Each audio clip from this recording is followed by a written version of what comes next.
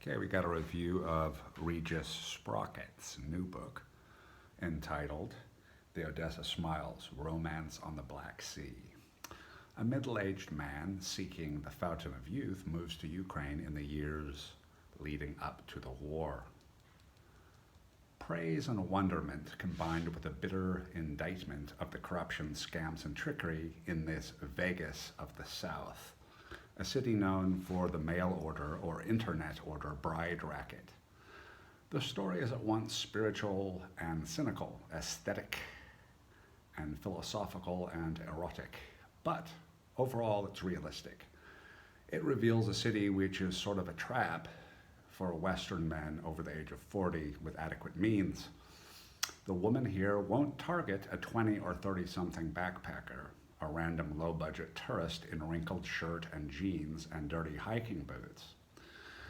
If you're a nice guy, you'll attract deceptive sluts, gold diggers, or good girls who gradually and sweetly friend-zone you, according to the author. But the book starts out with a bang, excuse the pun. It had been a long night. The swirl of eager Odessa crowds in the city center and non-stop drinking, dancing, and chatting in broken Russian and English had exhausted him. Though he'd managed to get Olga home for sex, they'd walked a few blocks from the trendy spot called Martini Bar to his apartment on Lancherovska Street, then smoked a joint and undressed. Vizomove, she asked. Yep, ready as I'll ever be, Scott replied. She carefully doffed her knee-high boots and then lifted her mini-skirt, revealing tight lavender panties, which she peeled off and threw on the floor. Over 50, as a lone wolf expat, the protagonist Scott has plenty of time to ponder his youth and his former attempts at spirituality. When he passed the gold-shining cupolas of the Ukrainian Orthodox church building on his street, he stopped for a moment to regard their beauty. How long had it been since he had been religious himself? It seemed he discarded all that after being disappointed and thereafter devoted himself to yoga and New Age self-help books. That was in the college days, after a praying and navel-gazing stage, when he was either on his knees or cross-legged chanting Om. He went on a spree of sensual self-indulgence, which left him fat, oversexed, cynical, and even paranoid he'd be tested HIV positive.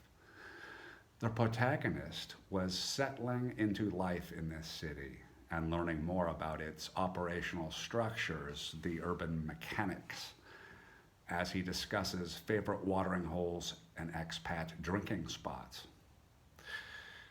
Somehow, he'd ended up at the swanky Hotel Soho bar. It was filled with gussied-up local girls parading their youthful beauty, shining lipstick, tight dresses.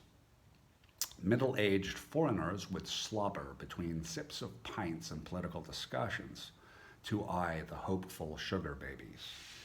They all became a bit jaded, though, when the new chick packs or groups of girls moved in. The prices were higher.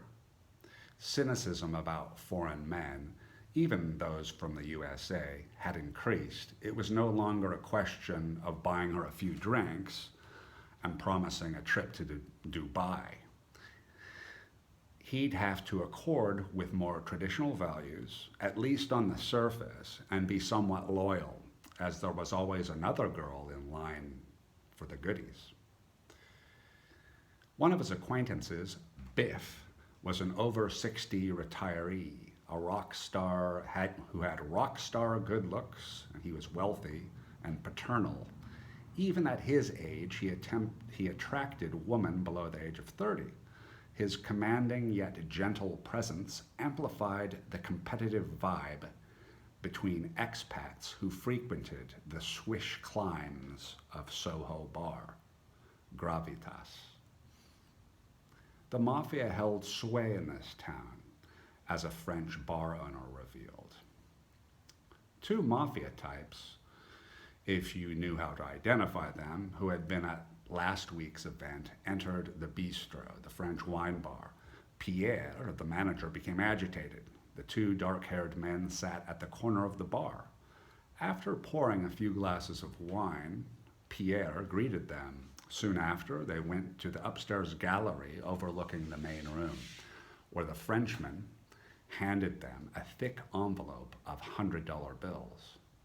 So Pierre, the bar owner, is paying his protection fee for staying in business to the local representatives of organized crime.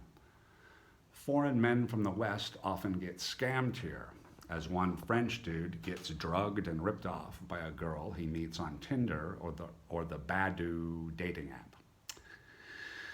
They started some heavy petting, kissing, embracing, etc. But no full mouth kiss, no French kissing. She avoided that. He made some tea and they sat down on the couch. He went to the bathroom, and when he came back, she had removed her shirt and was sitting there braless. After he attempted a deep kiss, which she refused, she offered him a back rub. He was feeling increasingly relaxed. Last thing he remembered was this massage. He woke up 3 hours later. His laptop, 2 smartphones, and the cash in his wallet was gone, along with the girl, of course. She'd drugged him. All this had happened a week ago.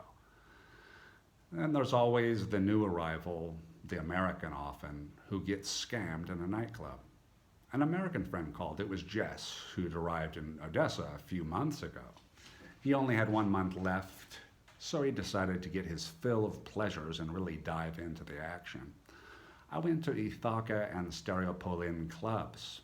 I must have spent $4,000, Jess complained. What the hell? Scott reacted. Yep, I didn't know until this morning. Got a notification from my credit card company. I met these nice chicks and it all seemed so cool, he explained.